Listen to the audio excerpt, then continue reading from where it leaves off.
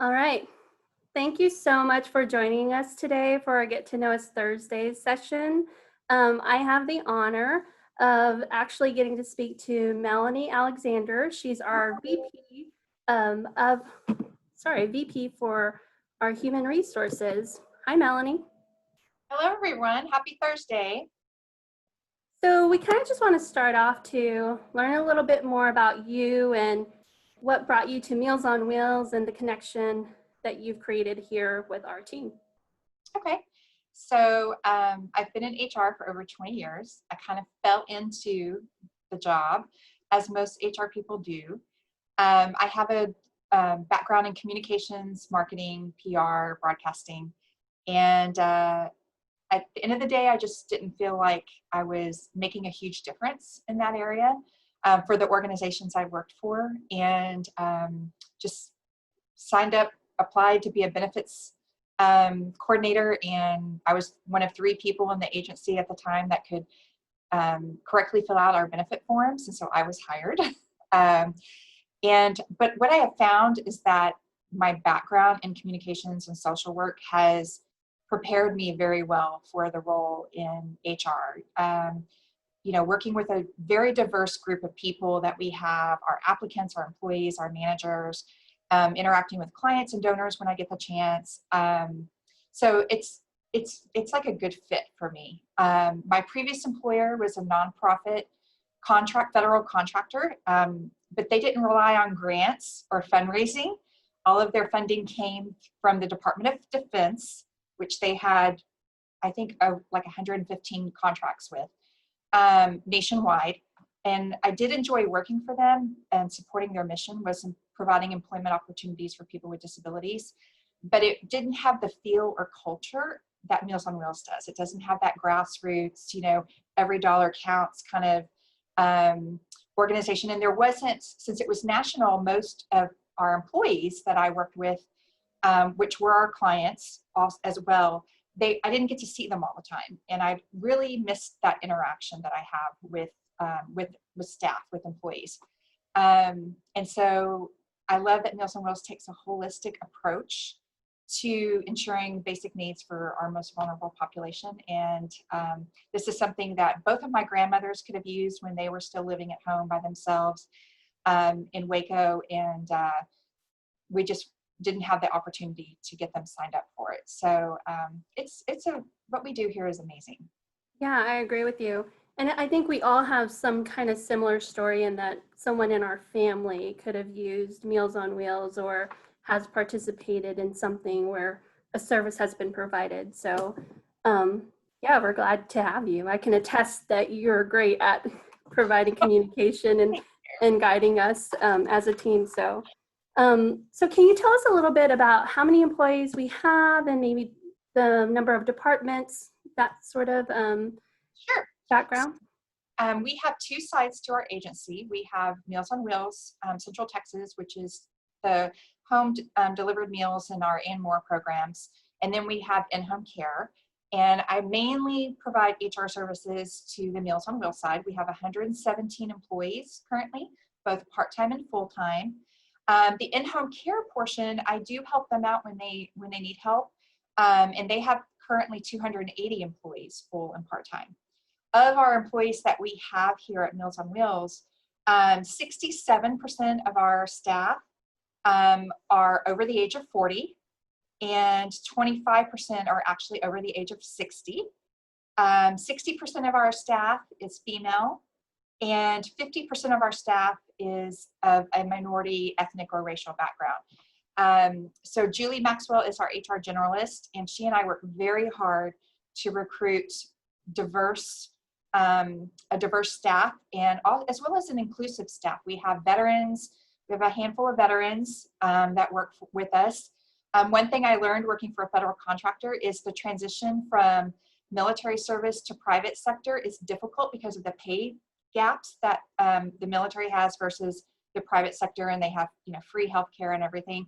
And then going into a nonprofit world where pay is usually a little bit lower than the nonprofit or the for-profit area, there's a bigger pay gap. And so it's a little bit harder to recruit veterans because of the pay differences and the benefits and everything, but we do our hardest to get some veterans on staff. And we also work with other diverse groups, people with disabilities, which of course, that's what my former employer did, so it's near and dear to my heart, and people representative of the LGBTQ community.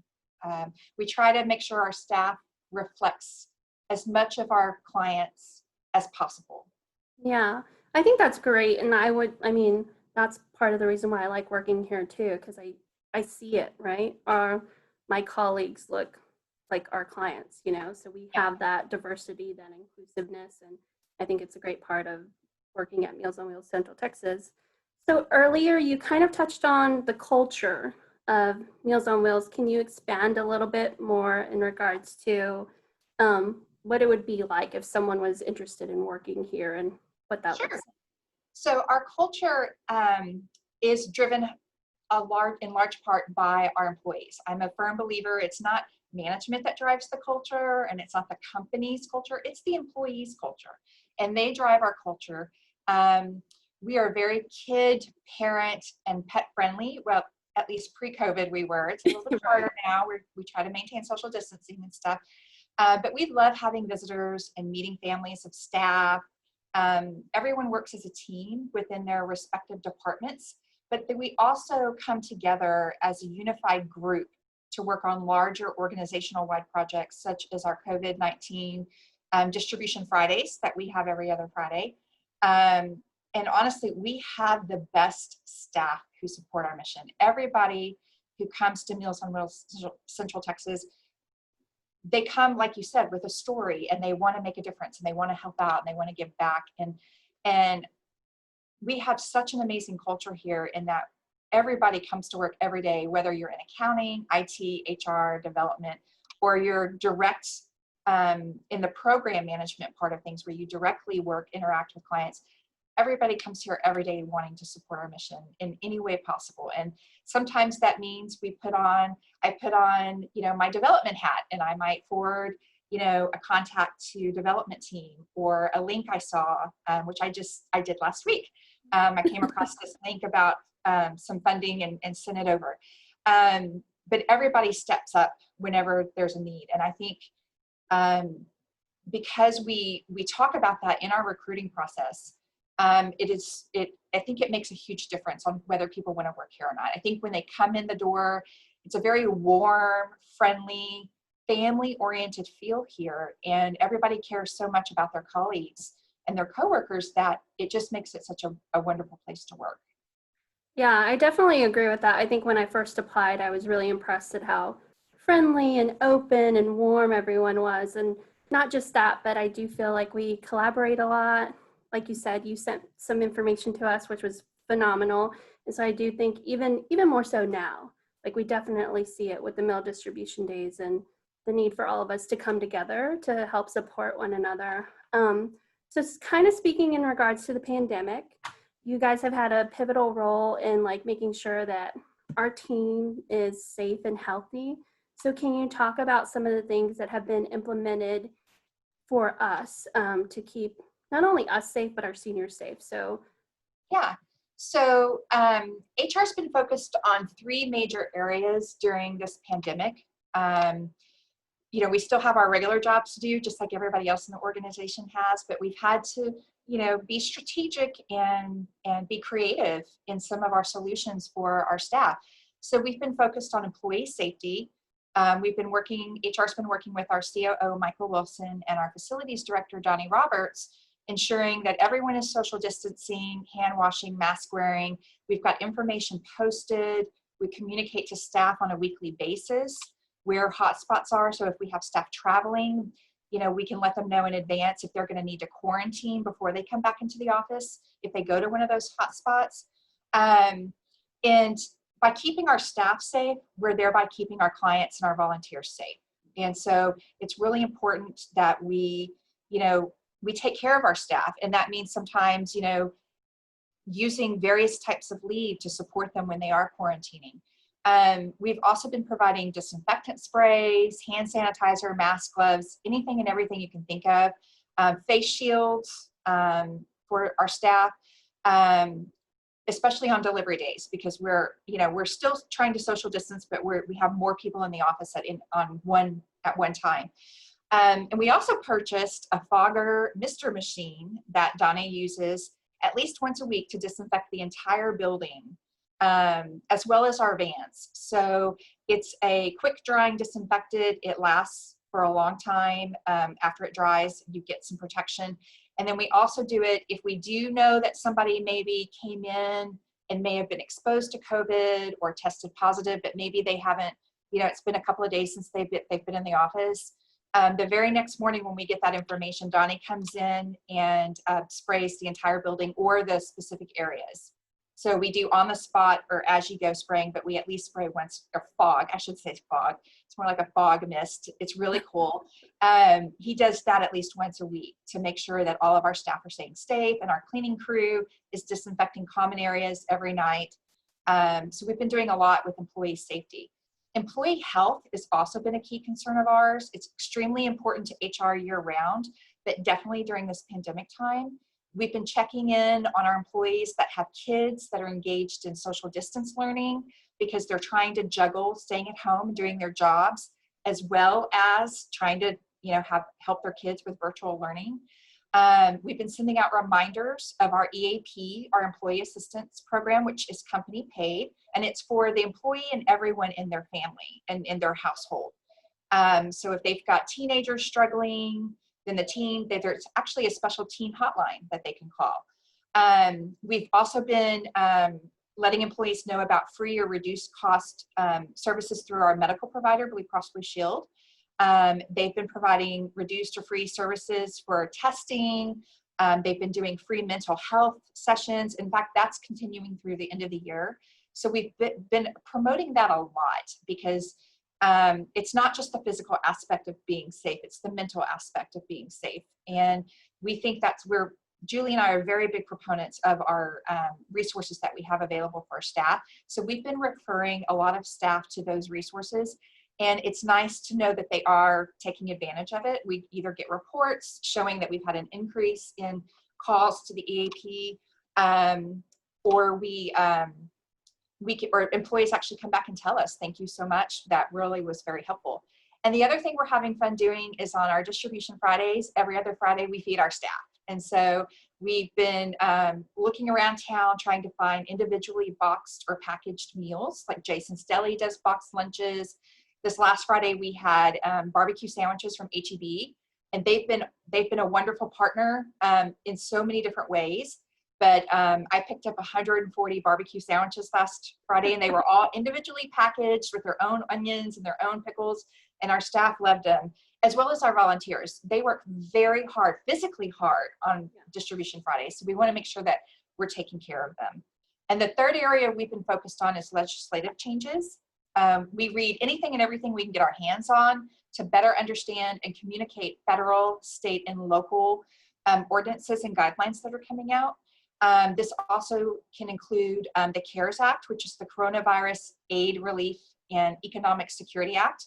And that provided the widely known thing was the stimulus payments to people, the $1,200, as well as payroll funding for employers. So we were able to get a PPP loan and use that for payroll costs, and it gets forgiven because we didn't lay off staff, which was wonderful.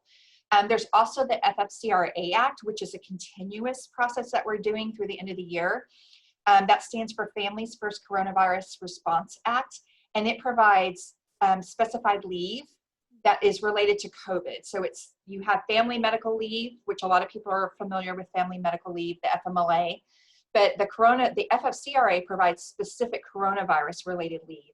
And it's for you or someone that you might be taking care of that has been hit by the coronavirus, or if you have childcare issues, like your childcare facility is closed, and as a parent you need to stay home, that actually qualifies under the Ffcra leave. And so we're making sure that our employees know about it.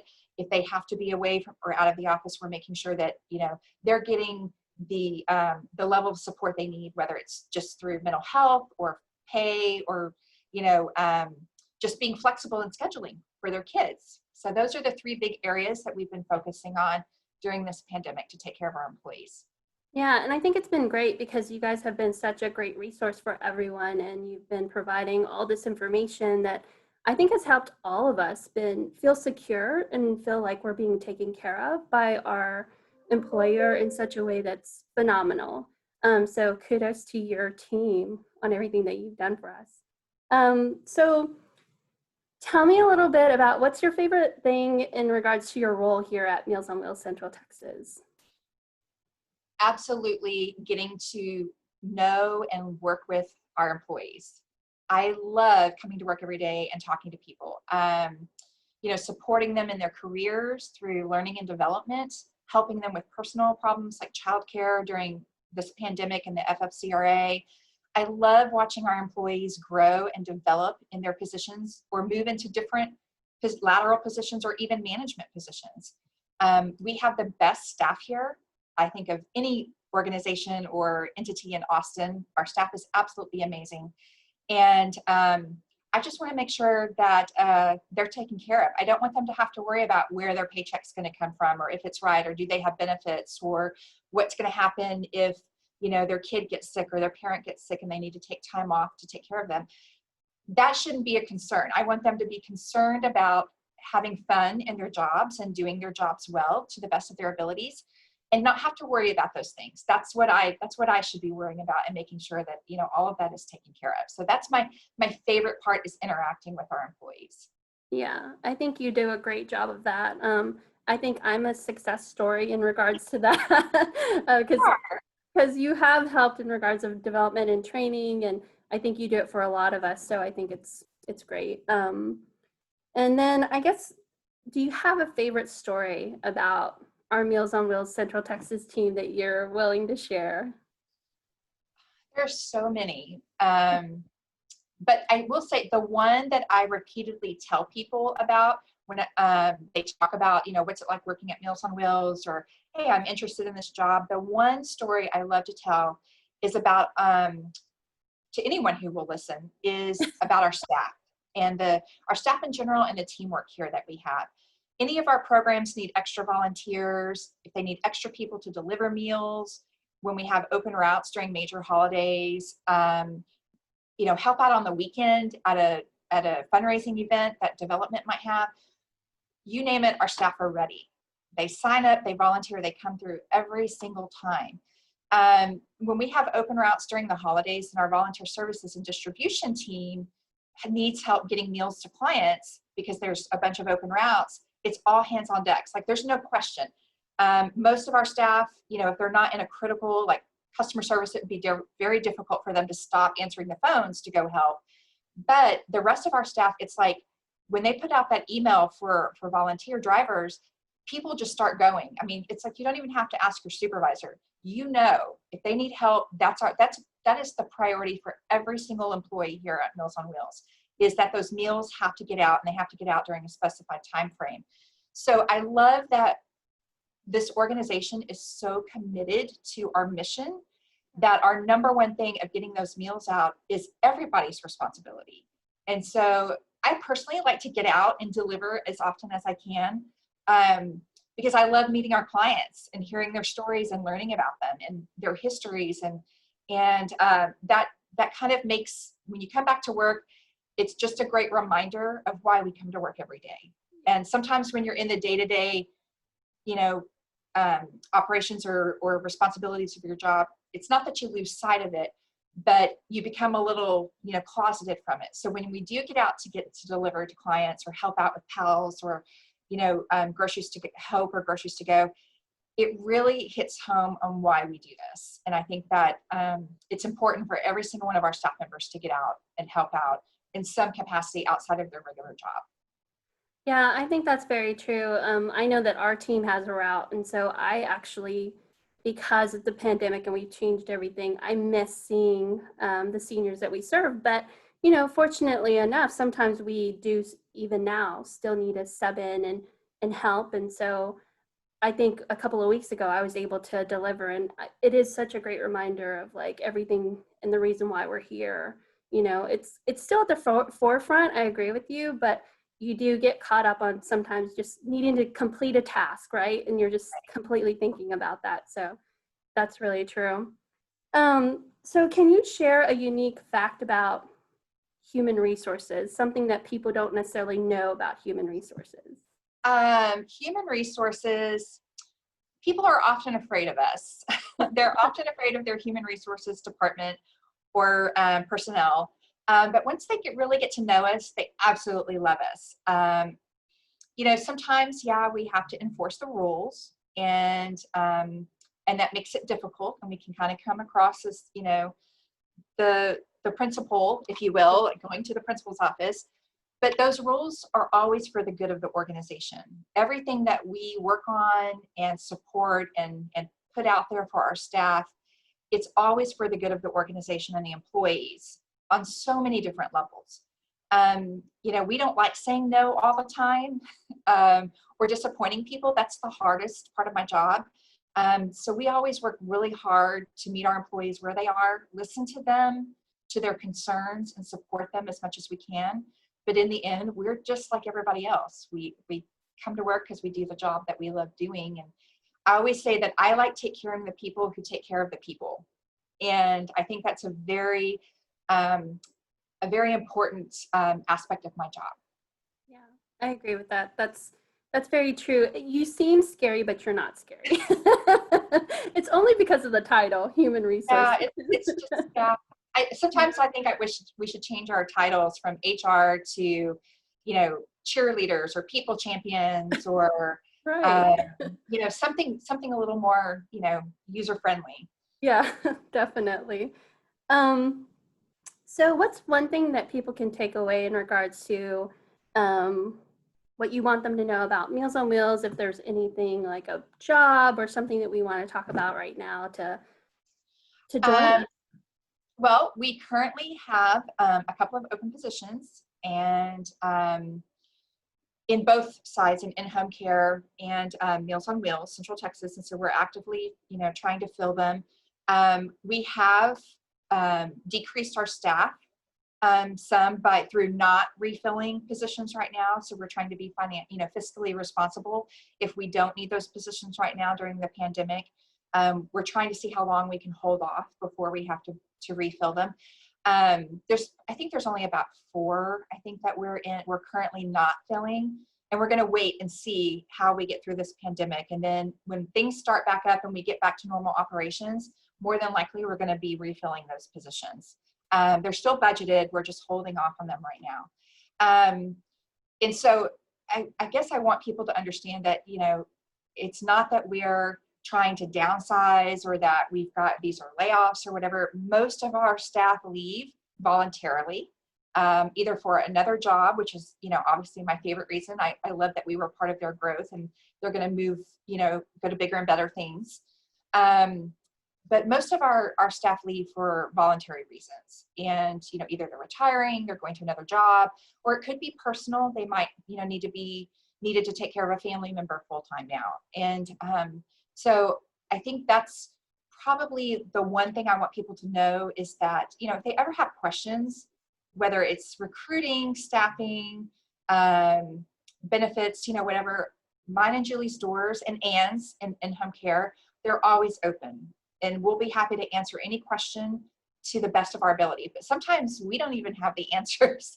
And it's okay. We let you know, and then we try to find it and we get back to you. So, I think that's the number one thing, is that people should, not just assume if they see openings that, people are being terminated or fired, or there's some, big thing going on. It's simply that an organization, whether you're private or nonprofit or even government, there has to be some change in staff. Just like, if the organization is going to grow, you've got to get some, fresh blood in, some new ideas in. I'm in that demographic I told you about, being over 40. I'm one of those 67%. And so, I've been in HR for 20 years. I'm going to, highly depend on newer people coming in, or Julie, who is younger than me, to keep us on our toes, to make sure that we're, doing best practices and staying up with current trends and times. And, but I think that the main part is just, people need to know that they can come talk to us about anything. That's phenomenal, and that's very true. Your door is always open. I know that. And so thank you so much. We appreciate, I think Greg had a question. oh, sorry. So Greg asked, how often do we conduct employee engagement surveys and what concerns were identified in previous surveys? So Meals on Wheels has not traditionally done employee engagement surveys, partly I think because we just haven't had the tools. And the last one we did was the year that I started here, which is 4 years ago tomorrow. Yay, 4 years. And it was an outside third-party survey, and we only got basic results because we had to pay to get the really good parts of the results, and we didn't want to pay for that. But we are going to start doing employee engagement surveys soon, hopefully within this fiscal year. Julie and I just added on a module to our Paycom, which is our HRIS employee self-service system. And it allows us to produce surveys through our payroll system, because everybody has to log in to Paycom at some point. And it will allow us to send out surveys, to create surveys and send out surveys through Paycom, and then people can respond to those surveys anonymously. And only Julie and I will have access to that information. So one of the surveys we're working on right now that we will be getting out here shortly, because we're going to start doing more deliveries and having more people here at the building, is a health questionnaire. And I think most of us, if you've been to the doctor recently, or you've gone, to a therapy, or you've gone to the vet or something, whatever, they have those health questionnaires, like, have you traveled outside the organization? Are you currently, experiencing COVID symptoms? So we are working on that survey that we can send out to employees automatically every day. So if you are going to come into the building, you'll be able to just log into Paycom, do that survey real quick. And it's more importantly a reminder to staff about, hey, I'm not feeling so good. I have a sore throat or a cough this morning. Maybe I really shouldn't go in. And so if you answer yes to any of those questions, it'll come back to HR, and then we'll be able to contact the employee and help them decide if they should come into the office or not for that day. But this is our first survey that we're working on. So once we get this one under our belt and see how it works and everything, we are going to start working on an employee engagement survey, because we want to make sure that our staff, understand that we are listening to them, and we try to make changes as things come up. We've had a lot of feedback over the years, for example, for our holiday parties or our summer picnics and stuff. And so we try to use that information that staff give us and make those changes that are going to make, a significant, impact for them. And, but, some things, especially right now during the pandemic, it's going to be a little bit harder to implement, but we're certainly looking at, different benefit options and everything we can do to better support our staff. So that's our number one thing that we try to do is on a regular basis is listen to our staff, and because they have great ideas, and most of the things that any organization does, especially for their employees, was based on an idea that someone had, and it's not always HR that can come up with all the ideas. So we heavily depend on our staff to let us know what they need. Thank you, Melanie. That was great. Sorry I missed your question, Greg. Does anyone else have any other questions or? Well, thank you, Melanie. We appreciate all the insight that you gave us on human resources. And if anyone is interested in learning about any of our events or anything that we're working on, please visit www.mealsonwheelscentraltexas.org to find out about what's going on here. Thank you all, and I hope y'all have a great day. Bye.